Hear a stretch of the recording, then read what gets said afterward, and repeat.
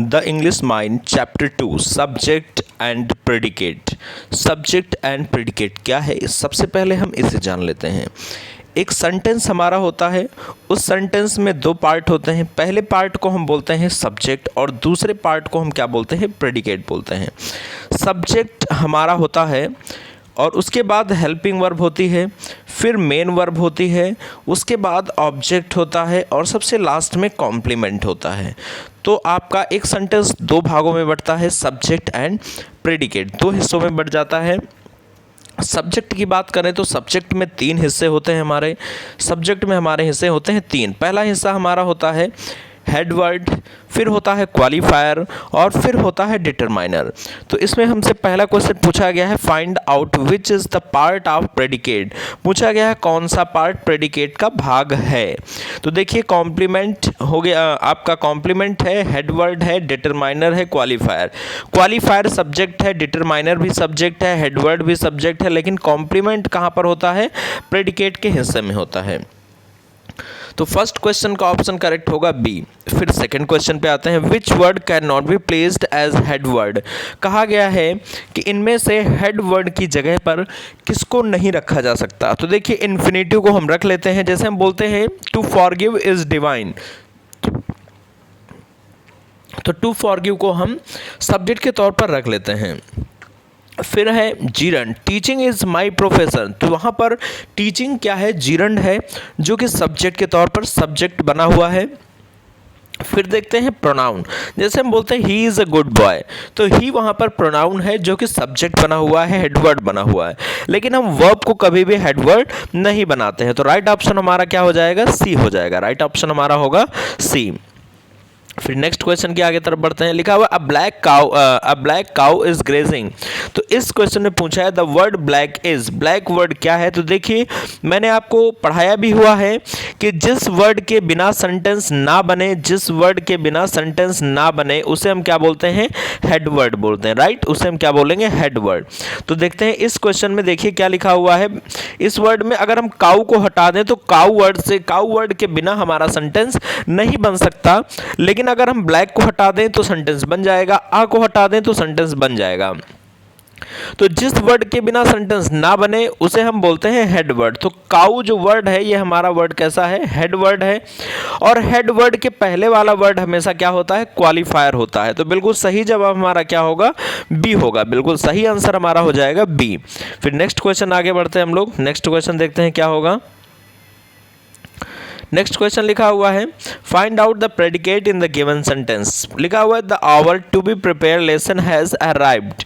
तो helping verb से लेकर आगे का पूरा हिस्सा ये हमारा क्या होता है, प्रेडिकेट होता है। तो हैज अराइव्ड ऑप्शन सी बिल्कुल करेक्ट आंसर होगा।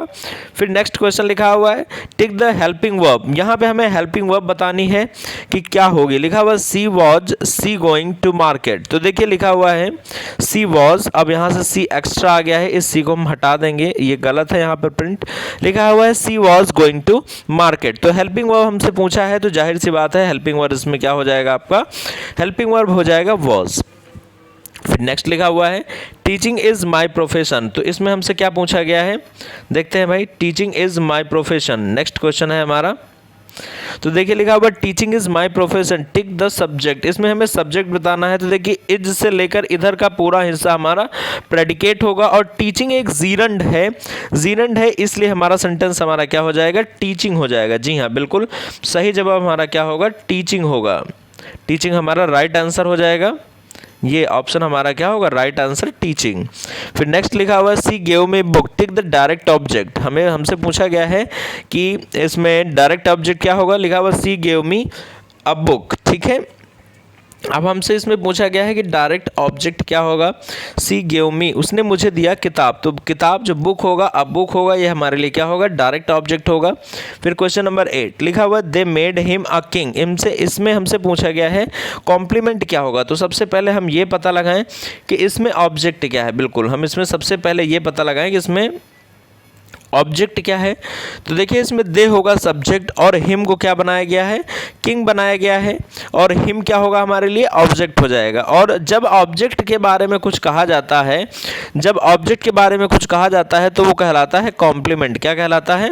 कॉम्प्लीमेंट कहलाता है। राइट आंसर, तो यहाँ पर हमारा राइट आंसर क्या हो जाएगा बेटा? राइट आंसर हो जाएगा आ किंग। राइट आंसर हमारा बिल्कुल सही जवाब क्या हो जाएगा? आ किंग। राइट फिर लिखा हुआ है सी इज डांसिंग। तो इस क्वेश्चन में देखें तो सी इज डांसिंग लिखा हुआ है। इसमें हमसे पूछा है कि मेन वर्ब क्या होगा। तो देखिए हेल्पिंग वर्ब इज है और डांसिंग हमारे लिए क्या होगा? मेन वर्ब होगा। डांसिंग हमारे लिए मेन वर्ब हो जाएगा। फिर लिखा हुआ है tick the predicate part they are playing cricket. इसमें हमसे पूछा गया है प्रेडिकेट पार्ट क्या होगा? Tick the predicate part.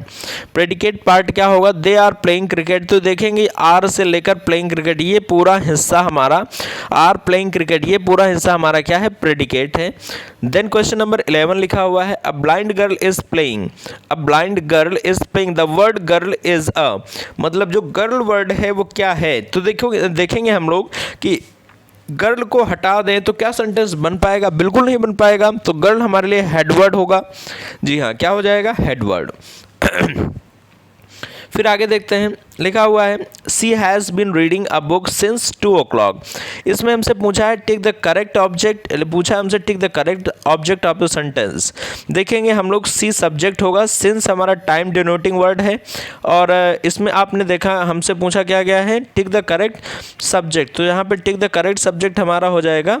Subject हमसे पूछा गया है tick the correct object of the sentence. तो देखेंगे हम लोग यहाँ पर आ बुक होना चाहिए था। बिल्कुल यहाँ पर क्या होना चाहिए था? आ बुक होना चाहिए था। राइट आंसर हमारा